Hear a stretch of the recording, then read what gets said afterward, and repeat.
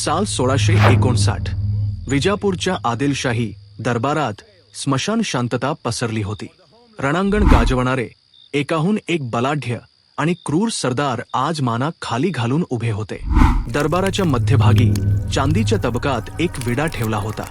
हा साधा विडा नव्हता, ते साक्षात मृत्यूला दिलेलं आमंत्रण होतं. बडी बेगम साहिबाने भर दरबारात आव्हान दिलं होतं. कोणाची हिंमत आहे त्या शिवाजीला जिवंत किंवा मेलेला इथं खेचून आणण्याची?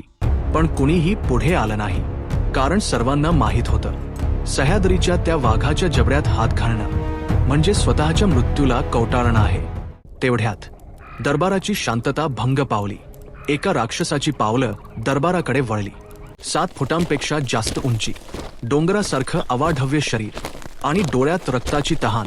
त्याने तो मृत्यूचा विडा उचलला आणि दरबारात एक भयंकर गर्जना केली. शिवाजी, उस पहाड़ी चूहे को मैं घोड़े से बिना उतरे जिंदा बांधकर लाऊंगा. हा राक्षस दुसरा तिसरा कोणी नसून खुद्द शहाजीराजांच्या पायात बेड्या ठोकणारा आणि शिवरायांच्या मोठ्या भावाची संभाजीराजांची कपटाने हत्या करणारा क्रूर अफजल खान होता. साक्षात मृत्यू स्वराज्याच्या दिशेने चालून येत होता. अफजल खान एकटा येत नव्हता, त्याच्यासोबत होती 40,000ची अवाढव्य फौज, शेकडो तोफा, हत्ती आणि घोडदळ. विजापूरहून निघालेलं हे मृत्यूचं वादळ स्वराज्याकडे झेपावत होतं. अफजल खान फक्त ताकदवान नव्हता, तो अत्यंत लबाड होता. त्याला माहीत होतं की जर शिवाजी सह्याद्रीच्या जंगलात लपून राहिला तर त्याला हरवणं अशक्य आहे. शिवाजीला रागाच्या भरात खुल्या मैदानात खेचून आणण्यासाठी या राक्षसाने एक अत्यंत भयंकर डाव टाकला. अफजल खानाने आपला मोर्चा थेट महाराष्ट्राच्या दैवतांकडे वळवला. भोसले घराण्याची कुलदेवता असलेल्या तुळजापूरच्या भवानी मातेच्या मंदिरावर या राक्षसाने हल्ला केला. मूर्तीची विटंबना केली. तिथून तो पंढरपूरला गेला आणि साक्षात विठ्ठलाच्या मंदिराची तोडफोड केली. महाराष्ट्राची भूमी रक्ताने भिजत होती. आया बहिणींच्या किंकाळ्यांनी आसमंत फाटत होता. ही बातमी जेव्हा शिवरायांपर्यंत पोहोचली तेव्हा मावळ्यांचे रक्त सळसळले. तलवारी म्यानातून बाहेर आल्या. प्रत्येकाला वाटत होतं की आता थेट जाऊन खानाचा मुद्दा पाडावा. पण इथेच महाराजांनी आपलं सर्वात मोठं शौर्य दाखवलं. रागाच्या भरात खुल्या मैदानात जाऊन खानाशी युद्ध करणं म्हणजे स्वराज्याची आत्महत्या होती. तिथे खानाच्या 40,000 सैन्यासमोर मराठे टिकले नसते. इथे गरज तलवारीची नव्हती, तर एका भयंकर बुद्धिबळाची होती. शिवरायांनी राजगडावरून आपला मुक्काम हलवला आणि ते जाऊन पोहोचले अशा एका भयंकर ठिकाणी जिथे साक्षात मृत्यूही जायला घाबरायचा.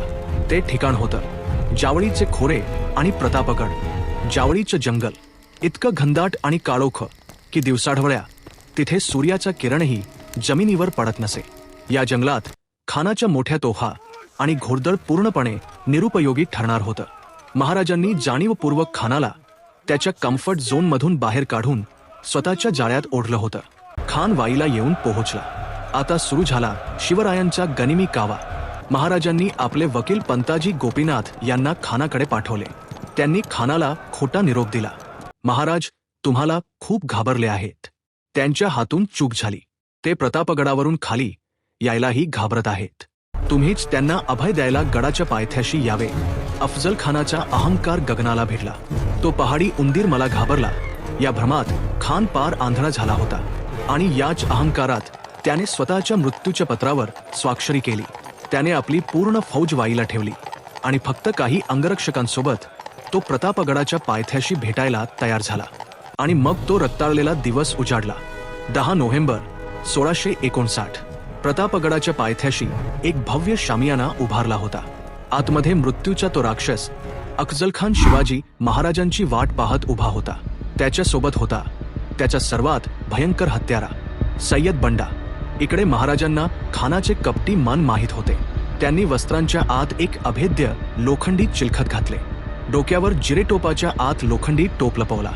डाव्या हातात मृत्यूचे हत्यार वाघनखे आणि उजव्या हाताच्या बाहीत बिचवा लपवला. सोबत घेतले आपले 2 महाभयंकर मावळे, जीवा महाला आणि संभाजी कावजी. महाराज शामियान्यात पोहोचले. दोघांच्या नजरा भिडल्या. खानाने कपटी हसू चेहऱ्यावर आणून आपले अवाढव्य हात पसरले. आओ शिवाजी, हमारे गले लग जाओ. महाराज सावध पावले टाकत पुढे गेले आणि खानाने महाराजांना अत्यंत घट्ट मिठी मारली. 7 फुटांच्या त्या राक्षसाने महाराजांची मान आपल्या डाव्या बगलेत दाबली. त्याचा प्लॅन शिवरायांना तिथेच गुदमरून मारण्याचा होता. आणि पुढच्याच सेकंदाला खानाने आपला धारदार खंजीर काढला आणि सपकन शिवरायांच्या पाठीवर वार केला. खंजीर पाठीवर आदळला खरा, पण आत असलेल्या लोखंडी चिलखतावर घासून त्याचा कर्रर्र असा भयानक आवाज झाला. दगा झाला होता, पण खान विसरला होता की ज्या वाघाची तो शिकार करायला आला होता त्या वाघाने स्वतःची नखं अजून बाहेर काढलीच नव्हती. महाराजांनी आपला डावा हात खानाच्या पोटाला लावला आणि मुठीत लपवलेली ती भयंकर वाघनख थेट खानाच्या पोटात घुसळली. दगा दगा खान ओरडत मागे झाला, पण तोपर्यंत महाराजांनी उजव्या हातातला बिचवा काढला आणि खानाच्या पोटात सपासप वार करून त्या राक्षसाचा कोथळाच बाहेर काढला. रक्ताच्या थारोळ्यात अफजल खान कोसळला. 350 वर्षांचा सुलतानी माज आज प्रतापगडाच्या मातीत रक्ताळला होता. महाराजांवर सय्यद बंडा चालून आला, पण होता जीवा म्हणून वाचला शिवा. जीवा महालाने एका घावात त्या सय्यद बंडाचा हात छाटून टाकला.